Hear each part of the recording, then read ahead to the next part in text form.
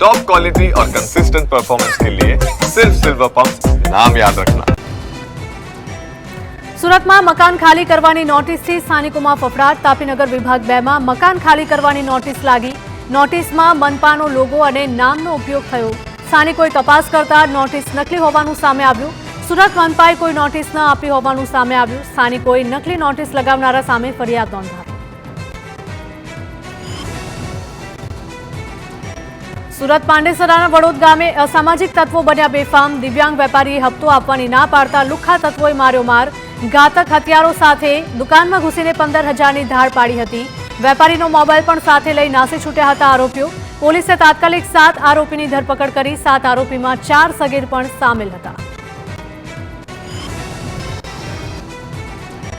રાજકોટમાંથી વધુ 6 બાંગ્લાદેશી ઝડપાયા। તમામ બાંગ્લાદેશી નાગરિકોની પૂછપરછ બાદ ડિપોર્ટ કરાશે।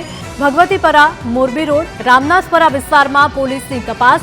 જંગલેશ્વર સહિતના વિસ્તારોમાં પોલીસની તપાસ હાથ ધરાઈ। અત્યાર સુધીમાં કુલ 21 જેટલા બાંગ્લાદેશી નાગરિકો ઝડપાયા।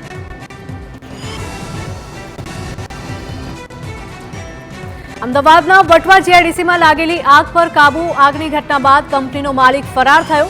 કલાકો વીત્યા બાદ પણ કંપનીના માલિકનો કોઈ જ પતો નથી। જયશ્રી કેમિકલમાં ફાયર એનઓસી ન હોવાનું સામે આવ્યું। ફેક્ટરીનો વીમો પણ ન લીધો હોવાનો ઘટસ્ફોટ થયો।